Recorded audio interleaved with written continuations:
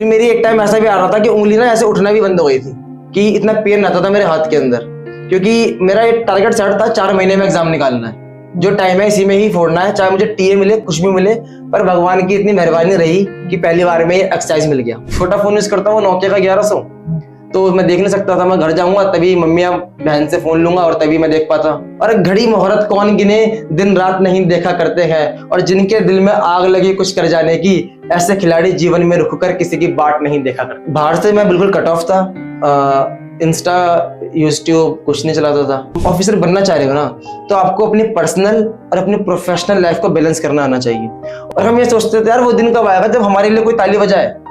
उस दिन रात को रिजल्ट आया ना, मैं उस लाइन के उस पार चला गया और बाकी लोग फिर मेरे लिए ताली बजा रहे थे कि ना थक बैठ के हार कर, तू कायरता को उखाड़ कर, ये द्वंद ना किसी और का, तू पहले उठ के वार कर। हेलो नमस्कार, स्वागत है आप सभी का एक बार फिर से मोटिवेशन फैक्ट्री के शानदार प्लेटफॉर्म पर। मेरा नाम है अंकित शर्मा। आज की इस वीडियो में हमारे साथ है नीरज गौतम भाई। इनकी बात करें तो सिर्फ 4 महीने की तैयारी में एसएससी सीजीएल क्रैक किया है और एक्साइज इंस्पेक्टर की पोस्ट इनको मिली है। एक ऐसी एरिया से बिलोंग करते हैं, दिल्ली के सीमापुरी इलाके से, जहां पर झुग्गी झोपड़ी है, स्लम एरिया है। और वहां की हालत आप देखोगे, अगर यूट्यूब पर आप सर्च करोगे या फिर आपने कभी वीडियो देखा होगा, तो वहां के छोटे छोटे बच्चे से लेकर बड़े बड़े लोग नशे में लिप्त हैं।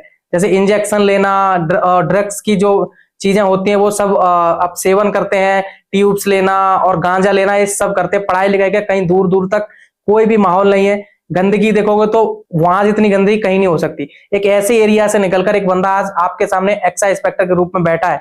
तो ये वीडियो बहुत शानदार होने वाली है, मोटिवेशनल पर्पज से भी और स्ट्रेटजी पर्पज से भी, कि 4 महीने में कैसे इन्होंने ऐसे सीजीएल क्रैक किया। ना कोई कोचिंग लिया ऑफलाइन ना ऑनलाइन, और इनके पास एंड्रॉइड फोन भी नहीं था, एक कीपैड फोन ही चलाते थे। सिर्फ इनके पिताजी की मदद से, पिताजी ने इनको मैथ पढ़ाया, बाकी चीजें इन्होंने किताबें और उनके तरीके से करी और 4 महीने में सीजीएल क्रैक किया। तो चैनल पर नए हो, चैनल को सब्सक्राइब कर लेना। वीडियो पसंद आए वीडियो को लाइक करना। आप सभी लोगों को कोई भी क्वेरीज होते हैं मुझे डायरेक्ट इंस्टाग्राम पर मैसेज कर सकते हो, उसका लिंक आपको डिस्क्रिप्शन में मिल जाएगा। तो नीरज भाई बहुत बहुत स्वागत है मोटिवेशन फैक्ट्री पर, और बहुत बहुत थैंक यू कि आप यहाँ पर आए अपनी जर्नी शेयर करने के लिए। Thank you. ओके, थोड़ा मैंने जो बताया अभी इंट्रो में, एक बार आप अपनी मुंह जुबानी बताओ कि आप कहाँ से बिलोंग करते हो, आपका फैमिली बैकग्राउंड कैसा है, और थोड़ा अपना भी इंट्रो दीजिए। मेरा नाम नीरज गौतम है। मैं दिल्ली में सीमापुरी एरिया से हूँ। वो एरिया अगर आप यूट्यूब पे सर्च करोगे तो आपको पता चलेगा कि वो कितना बैकवर्ड है। दिल्ली वैसे बहुत पॉश है, पर उसके बावजूद जो सीमापुरी एरिया है वहां पे गांजा, ड्रग्स, ट्रैफिकिंग और क्राइम के अंदर टॉप पे है। कूड़ा इतना है कि स्वच्छ भारत अभियान चल रहा है पर वहां पे स्वच्छ भारत का कुछ नाम निशान नहीं है। एरिया इतना गंदा, स्मेल आती है आते जाते हुए। छोटे छोटे बच्चे हैं वो ड्रग्स के अंदर पूरी तरह से लिप्त हैं। स्कूल जाते हैं ड्रग्स लेके जाते हैं, स्कूल से बाहर निकलते हैं ड्रग्स के अंदर वो इन्वॉल्व हो जाते हैं। जो मेरा फैमिली बैकग्राउंड है उसके अंदर फादर है, मदर है, एक छोटी सिस्टर है और दादी है। फादर की गवर्नमेंट जॉब है, वो एमसीडी के हेल्थ डिपार्टमेंट में है। मदर मेरी हाउस मेकर है। सिस्टर अभी पढ़ रही है, छोटी है। और दादी पहले वहां पे सोशल वर्क करती थी, वो एनजीओ रन करती हैं, बाल सहयोग के अंदर थी। और अभी पिछले कुछ टाइम पहले उनको पैरालाइज हो गया, तो तब से वो एक्टिव इतनी नहीं है। ओके, थोड़ा अपने स्कूलिंग के बारे में और कॉलेज ग्रेजुएशन में क्या क्या इन सब के बारे में बताओ। कैसे पढ़ने में कैसे छात्र थे आप? मैं पढ़ने में एवरेज ही रहा हूँ हमेशा। स्कूलिंग उस टाइम पे यह था कि फादर की जो है गवर्नमेंट जॉब थी, आज भी है, पर उस टाइम सैलरी इतनी नहीं होती थी। कम सैलरी के बावजूद भी सेविंग कम करते हुए उन्होंने मुझे प्राइवेट स्कूल के अंदर एडमिशन कराया ताकि मेरी स्कूलिंग अच्छी हो। उसके बाद नर्सरी से लेकर 12th तक मैं एक ही स्कूल में पढ़ा। चाहे कभी कभी ऐसे भी इंसिडेंट आए कि फीस सबमिट करने के पैसे नहीं थे, चेक बाउंस जाते थे, तो फिर प्रिंसिपल्स ने हमारी स्कूल की बहुत हेल्प करी उस कंडीशन के अंदर। जब रिक्वेस्ट करते थे उनसे कि आप 1 महीने का टाइम दो, 2 महीने का टाइम दो, फीस सबमिट हो जाएगी, क्योंकि उस टाइम पेनल्टीज बहुत लगती थी प्राइवेट स्कूल के अंदर फीस सबमिशन ना करने पे। तो उन्होंने भी बहुत हेल्प करी है। उसके बाद क्या, मैंने जो कॉलेज करा वो मैंने बीटेक मैकेनिकल इंजीनियरिंग करी है दिल्ली के महाराजा अग्रसेन कॉलेज से। जब मैं 3rd ईयर में था तो फादर के जो हॉस्पिटल के अंदर कुछ डॉक्टर्स थे, उन्होंने गाइड करा कि आप नीरज को यूपीएससी की प्रिपरेशन कराइए। जब यूपीएससी का क्या था, हमारे घर में क्या होता है, जब हम शाम के टाइम रात का डिनर करते हैं तो जो भी इंपॉर्टेंट डिस्कशन होते हैं ना, वो हम पूरी फैमिली बैठ के वहीं पे करते हैं। तो ऐसे ही कर रहे थे, तो पापा ने मुझसे बोला कि अब बीटेक पूरी होने वाली है, भाई क्या सोचा है कि प्लेसमेंट में बैठना है। तो उस टाइम मुझे पता नहीं था क्या करना है, तो मैंने बोला कि अब हाँ कंपनी जाएंगी तो इसी में बैठ जाएंगे। तो पापा ने बोला कि दिल से इच्छा है मेरी कि एक बार यूपीएससी की तैयारी कर और क्या पता सिलेक्शन हो जाए आईएएस का। तो मुझे पता नहीं था आईएएस होता क्या है। बेशक मैकेनिकल में पहुंच गया था, इतना था, पर कभी सुना नहीं था आईएएस के बारे में। बस ये पता था कि हाँ कि कोई होता है, लाल बत्ती होती है और वो चलता है तो बस बढ़िया हो जाता है, पर इतना कुछ पता नहीं था। फिर गाइडेंस ली, पापा ने दिलवाई, कंसल्ट करा, मेंटरशिप भी दी मुझे। फिर हमने डिसाइड करा कि ठीक है, कॉलेज पूरा होने के बाद प्लेसमेंट में नहीं बैठते और यूपीएससी की प्रिपरेशन करते हैं। जब यूपीएससी की जर्नी में आए तो मैंने वहां पे कोचिंग ज्वाइन कराई पापा ने कि यहाँ पे कोचिंग करिए, और आपको पता ही है कितना खर्चा आता है उसके अंदर, चाहे कोचिंग की फीस हो, उसके बाद की प्रिपरेशन हो, स्टडी मटेरियल है, इतना सब कुछ है, तो बहुत ज्यादा खर्चा चाहिए उसके अंदर भी। वो सब उन्होंने करा। उसके बाद क्या हुआ कि मेरा यूपीएससी का फर्स्ट अटेम्प्ट नहीं हुआ। ऐसे क्या हुआ, मैंने अभी तक 4 अटेम्प्ट दे चुका, 2 बार मैंने मेंस लिखा है और 2 बार ही मेरा प्री क्वालिफाई हुआ है, बाकी 2 बार मेरा प्री भी नहीं निकला। फिर घर पे ये होता है ना कि लड़के की एज बढ़ रही है, लड़का सेटल नहीं हो पा रहा। उस सिचुएशन में क्या हुआ कि पापा ने बोला कि ऐसा करते हैं कि अभी यूपीएससी को थोड़ा छोड़ के दूसरा ऑप्शन की तरफ ट्राई करते हैं कि पहले जॉब लो, सेटल्ड हो जाओ, उसके बाद वापस यूपीएससी पे आना, अगर यूपीएससी करना है फिर तो मैंने बोला नहीं, अभी यूपीएससी एक बार और देते हैं, और जब नहीं होगा ना तो फिर हम क्या करेंगे कि दूसरे ऑप्शन की तरफ आते हैं, प्लान बी की तरफ आते हैं। 4th अटेम्प्ट जब मैं दे रहा था, मैं 28 मई को पेपर दे के आया। पेपर दे के समझ में आया कि डालम डोल हो गया, कि एक पैर अंदर है और एक पैर बाहर है। चांसेस ये थे कि मैं बाहर ही जाऊंगा। हम रात को बैठे, मैंने उस बीच में क्या था, एसएससी का फॉर्म फिल कर रखा था, सीजीएल का। पता नहीं था सीजीएल के अंदर होता क्या, सिलेबस कुछ नहीं पता, बस ये था कि प्लान बी सुना था, सीजीएल भी एक होता है कि वो नहीं हुआ तो ये कर लेंगे, जॉब मिल जाएगी, गवर्नमेंट जॉब। बैठे, पापा ने बोला कि अब, मैंने बोला कि चांसेस कम है होने के, और अब आप बताइए क्या करना है। तो फिर पापा ने पूछा कुछ फॉर्म भर रखा है, मैंने बोला हाँ एक सीजीएल का भर रखा है, पर इतना आइडिया नहीं है, कभी कोचिंग करी नहीं तो मुझे नहीं पता उसमें क्या होता है। उस रात को हम बैठे, हमने सिलेबस एनालाइज करा, पापा और मैंने, जो मेरा स्टडी रूम है अपने रूम में बैठे सिलेबस एनालाइज करा। हमने देखा कि जो मैथ्स के टॉपिक्स है वो 10th बेस है, चाहे अरिथमेटिक हो या एडवांस हो, जितने भी टॉपिक्स हैं वो 10th लेवल तक के हैं। ऐसे इंग्लिश के अंदर देखा तो नरेशन आ रही है, एक्टिव पैसिव आ रहे हैं, अनसीन पैसेजेस आ रहे हैं, एंटोनिम सिनोनिम पूछ रखे हैं। तो मैंने देखा ठीक है, this is my cup of T, कि हाँ ये रीच में है और अगर जोर मारा तो हो जाएगा। क्योंकि माइंड में ये भी था कि अगले साल जून में यूपीएससी का प्री होगा और जुलाई के अंदर सीजीएल का प्री हो जाएगा और 2-3 महीने बाद मेंस हो जाएगा, तो मेरे पास 6-6.5 महीने मिलेंगे यूपीएससी के लिए, जो कि मेरा बेस बन चुका था, तो मेरे लिए मोर देन सफिशिएंट है। तो अगले दिन पापा ऑफिस गए, वो फिर शाम के ऑफिस से आते हैं तो वो कुछ नोट्स बना के लाए। तो अच्छा ऐसा था कि बचपन से लेकर अभी तक ना मुझे पापा ने पढ़ाया, क्योंकि वो सबको पढ़ाते हैं वहां पे, तो मैं क्यों कहीं जाऊं, मुझे उनसे अच्छा कोई पढ़ा भी नहीं सकता, कि मुझे किसी का समझ भी नहीं आता था। फिर तो वो कुछ नोट्स बना के लाए, तो मुझे मैं अपना पढ़ रहा था बैठ के, तो उन्होंने बोला कि क्या पढ़ रहा है, तो मैंने बताया कि मैं ऐसे थोड़ा सा रीजनिंग कर रहा हूँ सॉल्व। तो बोला रीजनिंग बाद में करियो, मैथ करते हैं। तो उन्होंने मुझे सारा गाइडेंस दिया, बताया कि इस टॉपिक को ऐसे करना है, इस टॉपिक को ऐसे करना है, इसके अंदर ये ट्रिक्स फॉलो होंगी। मुझे नहीं पता नोट्स कहाँ से बना के लाते थे, क्या करा था। इन द लास्ट उन्होंने क्या करा, जितने भी चैप्टर्स है, चाहे अरिथमेटिक के हों या एडवांस के हों, केवल 50-60 क्वेश्चन की शीट थी। उन्होंने बोला यही करना है, इसके अलावा कुछ नहीं करना, मल्टीपल टाइम्स यही करते रहे, रिविजन होगी, पेपर में यही आएगा। क्योंकि अच्छा हमने जब एनालाइज करा ना एसएससी को, तो हमने देखा कि 90 से लेके 95% paper previous year question based है। अगर आपकी कमांड है ना उसके अंदर, तो एसएससी को आप आराम से क्वालिफाई कर जाओगे और अच्छी रैंक से, अच्छी पोजीशन से करोगे। वही मेरे साथ हुआ, मैंने जो उन्होंने गाइड करते रहे मैं वो फॉलो करता गया और आज मैं आपके सामने बैठा हूँ। तो शुरुआत में ऐसी क्या क्या चीज आपके पिताजी ने दी, कौन से नोट्स दिए, या सब्जेक्ट वाइज थोड़ा बताओ कि मैथ के लिए आपने क्या क्या पढ़ा, एग्जैक्ट जो चीज आपने पढ़ी है वो बताओ। हाँ, पापा बेसिकली मैथ्स पढ़ाते थे मेरे को, क्योंकि यूपीएससी के अंदर एक आदत लगती है न्यूज़पेपर रीडिंग की, जिससे मेरा वोकैब बहुत स्ट्रांग था। ओके। इंग्लिश के लिए मैं केवल न्यूज़पेपर पढ़ता था और जो पीवाईक्यू क्वेश्चन होते थे मैंने केवल वही करे हैं, उसके अलावा कुछ नहीं करा। क्योंकि जब हम एनालाइज कर रहे थे ना एक दिन बैठ के, तो वो मल्टीपल टाइम क्वेश्चन रिपीट हो रहे हैं, चाहे वो सीएचएसएल के सीपीओ में आ रहे हैं, सीपीओ के सीजीएल में आ रहे हैं। ऐसे वो साइकिल राउंड चल रही थी कि डैट की जगह दिस दे दिया, यस्टरडे की जगह कुछ और दे दिया, इन्वर्टेड कॉमा हटा दिया, कहीं क्वेश्चन मार्क चेंज कर दिया। इंग्लिश के अंदर इसके अलावा एंटोनिम सिनोनिम के लिए क्या करा, पिछले 4 साल के पीवाईक्यू करे, और वो भी ऐसे नहीं मैंने बुक से पढ़े हैं, मैंने जो मैराथन वीडियोस रहती हैं यूट्यूब पे उनकी पढ़ी है मैंने। वो रानी मैम थी या एक और मैम है, उनका मैंने देखा था, उससे मेरे एंटोनिम सिनोनिम कवर हो गए, ऐसे कि मैंने इडियम्स और फ्रेजेस के लिए भी करा है। केवल मैराथन वीडियोस देखी है, वो मोर देन सफिशिएंट है। इंग्लिश के बाकी आपको अनसीन पैसेजेस कैसे करने हैं, वो न्यूज़पेपर के जो आर्टिकल्स आते हैं वो पढ़ो। वो पढ़ के आपकी अंडरस्टैंडिंग बिल्डअप होगी, आपकी रीडिंग कॉम्प्रिहेंशन की पावर बढ़ेगी, स्पीड बढ़ेगी, और वो ही आपको एग्जाम में हेल्प करेगा। रीजनिंग की बात करूं, कुछ मत करना, केवल किरण की बुक आती है प्रीवियस ईयर क्वेश्चन की, वो लाओ और रीजनिंग हर क्वेश्चन सॉल्व करो, रीजनिंग उससे हो जाएगी। अभी पिछले जब ट्रेंड चेंज हुआ है एसएससी का, तो कुछ टॉपिक्स ऐसे हैं जो ऐड ऑन हुए हैं। वो टॉपिक्स बेसिकली बैंक में आते थे, तो अगर वो करना है तो अड्डा 247 से आप जो उनकी बैंकिंग वीडियोस है रीजनिंग की, वो कर लेंगे, वहां से स्ट्रांग हो जाएगा। मेरे अकॉर्डिंग रीजनिंग में इतनी दिक्कत नहीं आनी चाहिए, क्योंकि वही सिलॉक्स के क्वेश्चन आने हैं, वही डिजिट चेंज करके आनी है, वही रीजनिंग आनी है, मतलब सब कुछ सेम है।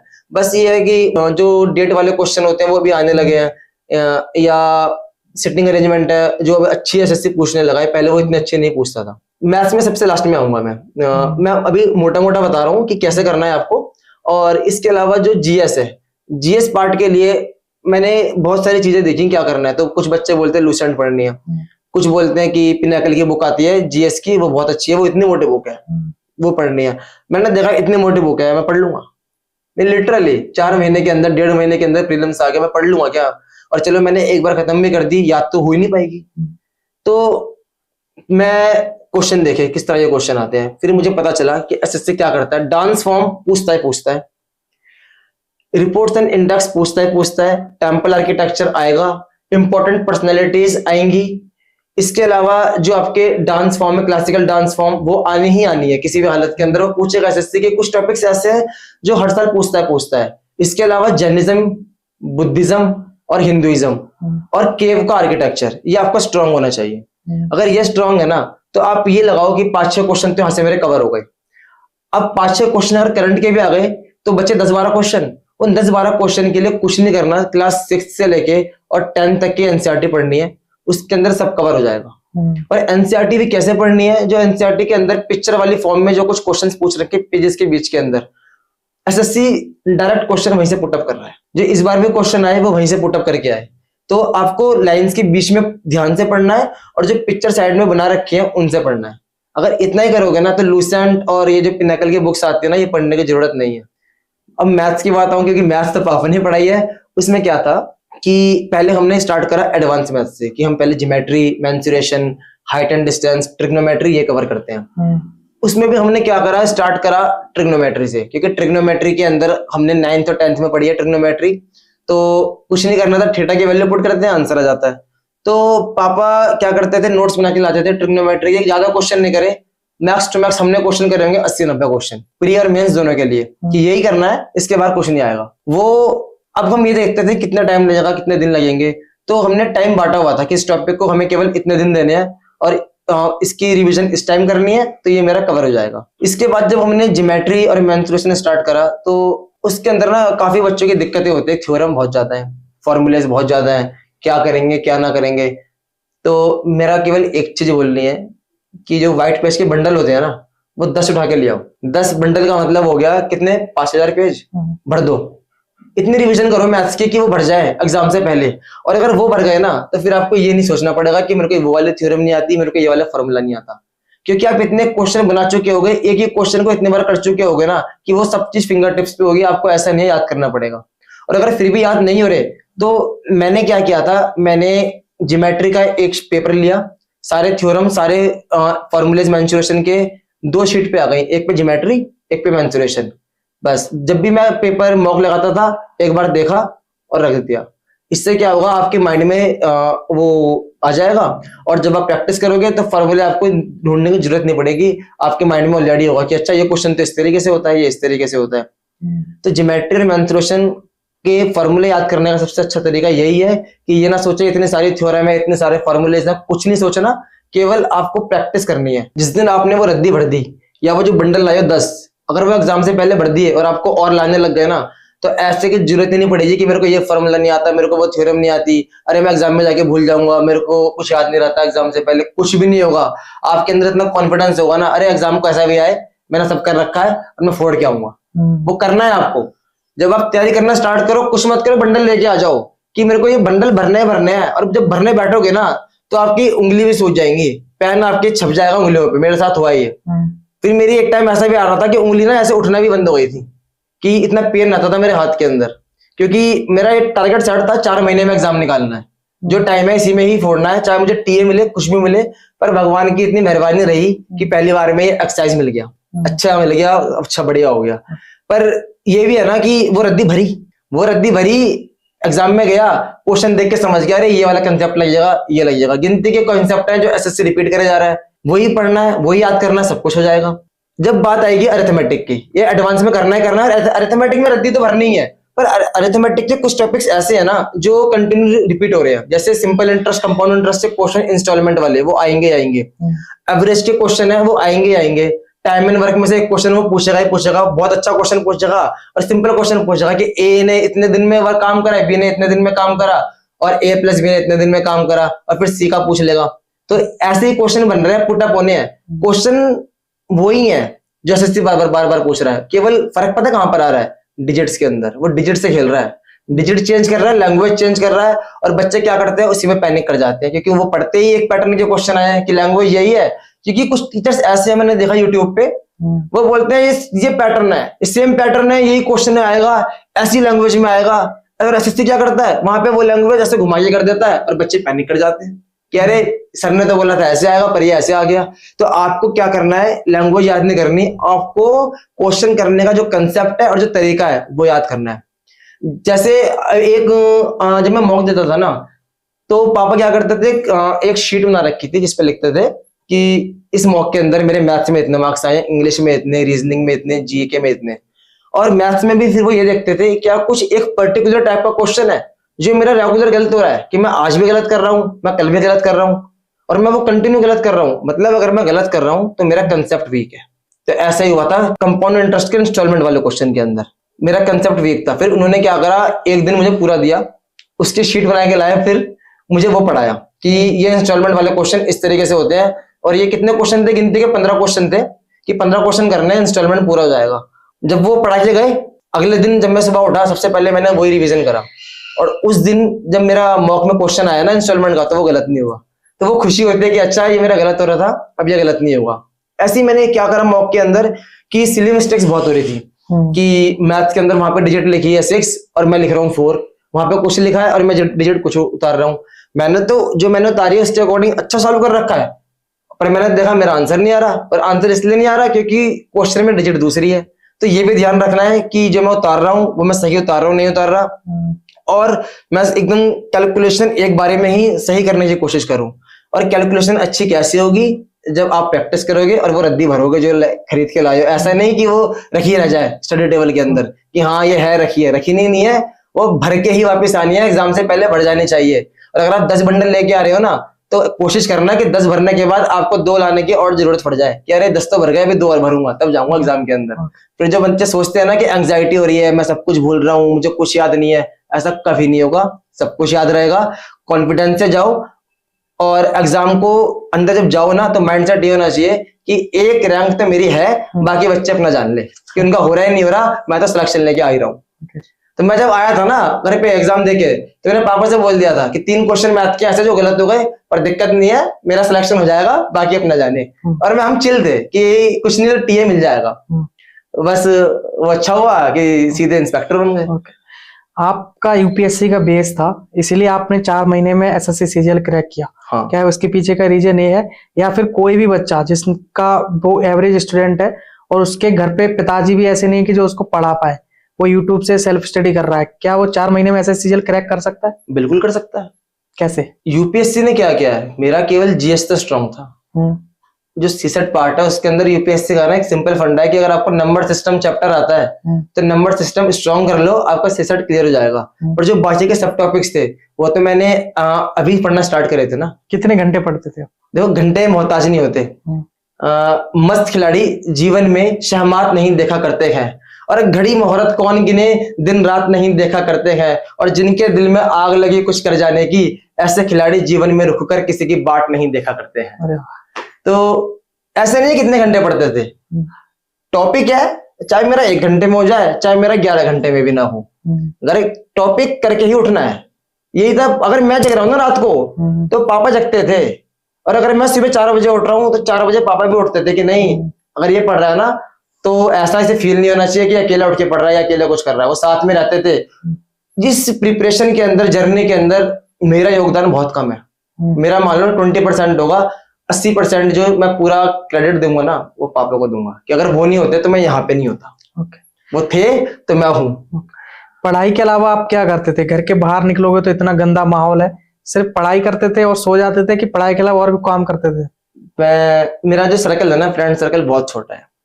एक दो दोस्त होंगे, बाकी मेरा क्या था, मैं सुबह उठा 4 बजे, कभी कभार नींद नहीं भी खुलती थी तो है एक आधा क्लोज फ्रेंड है मेरी, मतलब एक ही है, उठा देती थी कि उठ जा, या मम्मी है, अगर मैं 4 बजे उठ रहा हूँ तो मम्मी आधे घंटे पहले उठती थी ताकि मुझे ब्रेकफास्ट में किसी चीज की दिक्कत ना हो। जब मैं 4 बजे उठा तो पहले शिफ्ट जाती थी मेरी 4 से 10 की, 6 घंटे की वो शिफ्ट कंटिन्यू थी कि वो शिफ्ट जानी है। 1-1.25 घंटा, फिर 10 से 11 मैंने थोड़ा सा मैं इधर उधर घूमा, ब्रेकफास्ट करा, फ्रेशन अप हुआ। 11 से लेके 1-2 घंटे की शिफ्ट गई। 1 बजे से लेके 2 बजे तक मेरा लंच टाइम होता था और 2 से 3 मैं नैप लेता था कि मुझे सोना है और कुछ नहीं करना। 3 बजे जब मैं पढ़ने बैठता था तो 3 घंटे की फिर मैं शिफ्ट लेता था 3 से 6 की। और 6 बजे मैं, हमारे घर के पास मंदिर है, वहां पे आरती होती है तो मैं उसमें जाता था कि नहीं 6 बजे आरती है, और 6:30-7 तक फिर आया, डिनर करा, थोड़ा बहुत देखा ऐसी क्या मैंने दिन में पढ़ा है वो एक बार रिवाइज करा, पापा से थोड़ी बातें करी कि वही डिनर के टाइम पे जो हम करते हैं। कजन्स हैं उनके साथ बाहर घूमने चला गया, और घूमा भी कैसे कि थोड़ा पार्क है जो अभी सही हुआ है वहीं पे एक राउंड मार लिया, वापस घर पे आ गए। बाहर से ज्यादा नाता नहीं रखना, क्योंकि बाहर जाओगे आप एक्टिव कुछ नहीं करते पर पैसिव तो इनहेल करोगे ना, और दिल्ली का हाल आपको वैसे ही पता है, ऐसा ना हो और ज्यादा लंग्स खराब हो जाए। बाहर से मैं बिल्कुल कट ऑफ था। इंस्टा, यूट्यूब कुछ नहीं चलाता था। ये था कि पहले कहीं सिलेक्शन हो जाए फिर सब कुछ आएंगे, पर ऐसा भी नहीं है कि मैं जो बाहर चल रहा है, वर्ल्ड में चल रहा है, उनसे पूरी तरह से कट ऑफ था। सब चीज का बेसिक आइडिया रहता था कि हाँ यहाँ पे ये चल रहा है, या कभी बाहर किसी को प्रॉब्लम हो रही है किसी चीज में, वो फंस रहा है तो उनकी हेल्प भी करी है। सब कुछ किया है, पढ़ाई के साथ साथ किया है। ऐसा नहीं है कि मैं पढ़ाई कर रहा हूँ तो मैं वो सब नहीं कर रहा, या मैं वो सब कर रहा हूँ तो मैं पढ़ाई नहीं कर रहा। अगर आप कुछ ऑफिसर बनना चाह रहे हो ना तो आपको अपनी पर्सनल और अपनी प्रोफेशनल लाइफ को बैलेंस करना आना चाहिए, और अगर आप वही बैलेंस नहीं कर पा रहे ना तो मेरे अकॉर्डिंग आपके अंदर वो ऑफिसर्स वाले गट्स नहीं है। क्योंकि कोई होता है कि केवल पढ़ने में रह जाता है, कोई होता है केवल पर्सनल लाइफ में रह जाता है, पर अगर आपको आगे उठना है, मैच्योर होना है, सबसे ऊपर उठ के आपको भीड़ में अलग दिखना है। क्योंकि क्या था, जब रिजल्ट आया ना, एक दिन पहले हम उस लाइन के इस तरफ थे, हम दूसरों के लिए ताली बजा रहे थे, और हम ये सोचते थे यार वो दिन कब आएगा जब हमारे लिए कोई ताली बजाए। उस दिन रात को रिजल्ट आया ना, मैं उस लाइन के उस पार चला गया और बाकी लोग फिर मेरे लिए ताली बजा रहे थे। वो दिन मैं नहीं भूल सकता कि जब रिजल्ट आया था तो मैं शादी में था किसी, और मेरे दोस्त का 3 बार फोन आया, मैंने फोन पिक नहीं कर पाया क्योंकि डीजे की आवाज में साउंड मुझे सुनाई नहीं दिया। और जब चौथी बार में मैंने फोन उठाया ना तो मैं डीजे के पीछे गया और मैंने उससे बोला हाँ क्या हुआ। उसने बोला तेरा रिजल्ट आ गया। तो मैंने बोला कोई बात नहीं, तू चेक करके मुझे बता दे, मैं भी बाहर हूँ पार्टी में। और मेरे पास फोन भी नहीं था, इस मैं छोटा फोन यूज करता हूँ नोकिया का 1100, तो मैं देख नहीं सकता था। मैं घर जाऊंगा तभी मम्मी या बहन से फोन लूंगा और तभी मैं देख पाता। तो उसने बोला चल ठीक है मैं चेक करता हूँ। उसने बताया ऐसे ऐसे हो गया, तो मुझे लगा मजाक कर रहा है। मैंने पापा के पास गया, पापा ऐसे ऐसे बोल रहा है, कपिल नाम है उसका। तो हुआ ये, पापा ने फिर बात करी उससे, तो वो बोलता नहीं अंकल सच बोल रहा हूँ, मैंने फादर्स नेम भी चेक कर लिया, इसका नाम भी चेक कर लिया, रोल नंबर भी मेरे पास है, और ये एक्साइज इंस्पेक्टर बन गया।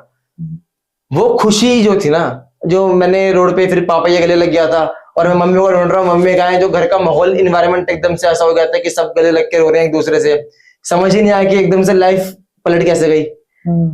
उस दिन लगा कि जो भी स्ट्रगल पापा ने करे हैं, मम्मी ने करे हैं, या जो थोड़ी बहुत मेहनत मैंने करी है, वो उस दिन वसूल हो गई। बहुत अच्छा, मतलब उस दिन ऐसा लगा कि हाँ सब कुछ यही है। अभी आपने बोला कि आपकी एक फ्रेंड है वो सुबह उठा देती थी आपको, वो फ्रेंड है कि स्पेशल फ्रेंड? ना एक्चुअली ये यूपीएससी की जर्नी थी ना, वो उस टाइम साथ थी। तो ये रहता था कि हम केवल पढ़ाई करते थे, पढ़ाई या कुछ चीजें ऐसी टॉपिक्स होते थे जो उसे समझ में नहीं आते थे तो मैं समझाता था, या कुछ टॉपिक्स ऐसे थे जो मेरे वीक थे तो वो उसमें मेरी हेल्प करती थी। मतलब she is just a close friend, nothing more than that. अगर आपका ऐसा कोई एक्सपीरियंस रिलेशनशिप का रहा है तो नए बच्चों को आप कुछ एडवाइस दे सकते हो, कैसे बचे इन चीजों से? यही चीज बोलना चाहूंगा कि अगर आप पहले से रिलेशनशिप में हो और बाद में आपने प्रिपरेशन स्टार्ट करी है तो छोड़ना मत उसको, क्योंकि आप फिर तैयारी नहीं कर पाओगे। और अगर पहले से रिलेशनशिप में नहीं हो और बाद में आगे पढ़ना चाहते हो तो पढ़ना मत, क्योंकि तब भी आप तैयारी नहीं कर पाओगे। पर हाँ, अगर आप किसी के साथ फ्रेंड हो और वही आपको पता है कि दोनों तरफ से थोड़ा बहुत है और वो कंटिन्यू आते जा रहा है आते जा रहा है आते जा रहा है, तो वो भी मत छोड़ना। ना ही स्टार्ट करना है ना ही छोड़ना है, वो जैसा चल रहा है ना उसे चलने दो। वो अगर फ्रूटिफाई होना होगा तो ऑटोमेटिकली बाद में जाके हो जाएगा, और नहीं होना होगा तो वो नहीं होगा। क्योंकि रिलेशनशिप तभी अच्छी है जब वो दोनों तरफ से बराबर हो। अगर किसी का भी एक का भी पढ़ रहा है ऐसे हो गया ना, तो आप बर्बाद हो जाओगे। वो चीज मत करना, नहीं तो एग्जाम भी रह जाएगा, करियर भी रह जाएगा। फिर बंदीबाजी में जैसा पता है ना मुखर्जी नगर में क्या होता है, पढ़ाई तो मिलती है, पढ़ाई के साथ साथ गांजा, ड्रग्स और लड़की। क्योंकि फिर क्या होता है, हम चलो 1 घंटे की क्लास ले ली, लड़की बगल में बैठी, अच्छी सैंडी की खुशबू आ रही है, मस्त आ रहा है, मजा आ रहा है भाई बिल्कुल लड़की के साथ बैठने में। हम क्या करेंगे, क्या नाम है आपका, कहाँ से आए हो, कौन से स्टेट से हो, चलो एक कॉफी चाय पी लेते हैं। बाहर ले गए, चाय पी ली, अरे बढ़िया, फिर इंस्टा आईडी नंबर शेयर हो गया। फिर क्या होगा, 1 घंटे की पढ़ाई, 1 घंटे के चलो रूम पे पढ़ाई, बाकी टाइम तो बकैती है ना। वो डिस्ट्रैक्शन है। एक अच्छी लड़की होगी ना, वो कभी डिस्ट्रैक्ट नहीं होने देगी, वो आपको आगे मोटिवेट ही करेगी। नहीं, पहले करियर है, करियर बनाओ, और मैं इन सब में इन्वॉल्व नहीं हूँ, दोनों करियर बनाते हैं, उसके बाद कुछ देखते हैं इस बारे में, सोचेंगे जब करियर बन जाएगा। पर अगर आप ये सोच रहे हो कि सब कुछ लौंडियाबाजी है, लड़कीबाजी है, तो मैं मजाक ही नहीं कर रहा। आप घर ही बैठो और यहाँ पे मत आओ, पढ़ाई मतलब तैयारी मत करो। क्योंकि सपोर्ट वाली लड़कियां बहुत कम मिलती हैं और लड़के भी बहुत कम मिलते हैं। मतलब ये दोनों तरफ से होता है, लड़के भी बहुत ज्यादा आपको पता है कैसे हो रहे हैं, और दोनों का वही हाल है। चलिए फिर कभी आपसे और चर्चा करेंगे, अभी बहुत लंबी वीडियो हो जाएगी। लास्ट में आप ये बताओ कि ये सब करने के पीछे, इतना पढ़ने के पीछे, आपके बाहर इतना खराब माहौल है, घर में आप इतना पढ़ रहे हो कि आपके हाथ सूज जा रहे हैं, और 4 महीने में सीजीएल क्रैक किया, इस सब के पीछे आपका सबसे बड़ा क्या मोटिवेशन था? और लास्ट में इन सभी बच्चों को क्या मैसेज, क्या संदेश देना चाहोगे जो 2024 के लिए तैयारी कर? देखो, मेरा मोटिवेशन केवल एक था कि अभी इतना खराब माहौल नहीं है, वो माहौल पहले से है वहां का खराब। और अगर पापा उस माहौल में से निकल के हमें यहाँ तक खड़ा कर सकते हैं ना, तो मेरा जो मोटिवेशन था वो मेरे फादर ही है कि अगर वो यहाँ तक आ सकते हैं तो मैं फिर इनके ही चिन्हों पे चल के और आगे जा सकता हूँ। और जो एस्पिरेंट्स है मैं उनसे केवल शायरी के माध्यम से कुछ बोलता हूँ, और जो समझने वाले होंगे वो समझ जाएंगे कि न थक बैठ के हार कर, तू कायरता को उखाड़ कर, ये द्वंद ना किसी और का, तू पहले उठ के वार कर, अपने अश्कों को लाद कर, ये वक्त ना बर्बाद कर, ये तो ख्वाहिशों का दस्तूर है, अपने हौसले से संवाद कर, ना दर पे किसी के फरियाद कर, तू बस आईने से प्यार कर, हर लक्ष्य फतह हो जाएगा, तू शुरू तो पुरुषार्थ कर, हर लक्ष्य फतह हो जाएगा, तू शुरू तो पुरुषार्थ कर। चलिए काफी अच्छा लगा आपसे बात करके, और बहुत बहुत धन्यवाद आप यहाँ पर आए और इतना कुछ ऑडियंस को बताया, बच्चों को बताया। उम्मीद करते हैं साथियों आपको बहुत कुछ सीखने को मिला होगा। एक ऐसा लड़का जो इस तरीके के माहौल में रहकर फिर भी मोटिवेशन को नहीं खो रहा है और पढ़ाई का महत्व तो समझ रहा है, और लगातार इतनी मेहनत कर रहा है कि आज एक्साइज इंस्पेक्टर बनके आप सभी लोगों के सामने बैठा है। तो आप कैसी भी परिस्थिति में हो, आप भी एक काम कर सकते हो। आप अगर आपके लक्ष्य को आपने हासिल करना है तो आप मेहनत करनी है, मेहनत के प्रति ईमानदार भी रहना है। अगर आप मेहनत के प्रति ईमानदार हैं तो एक ना एक दिन आपका भी लक्ष्य जरूर पूरा होगा, आपका भी सपना जरूर पूरा होगा। आपके भी माता पिता ऐसे ही एक ना एक दिन आपके ऊपर प्राउड फील करेंगे, आपके आस पड़ोस के लोग आप पे प्राउड फील करेंगे। तो अगर आपने अभी तक चैनल को सब्सक्राइब नहीं किया, चैनल को सब्सक्राइब कर लेना। आपकी कोई भी क्वेरीज रहते हैं आप मुझे डायरेक्ट इंस्टाग्राम पर मैसेज कर सकते हो, उसका लिंक आपको डिस्क्रिप्शन में मिल जाएगा। नीरज भाई के इंस्टाग्राम का भी लिंक हम डिस्क्रिप्शन में डाल देंगे, वहां इनसे भी जुड़ सकते हो। कोई भी क्वेरीज है तो इनसे भी डायरेक्ट आप पूछ सकते हो। यहाँ तक वीडियो देखने के लिए thank you so much, bye bye and take care.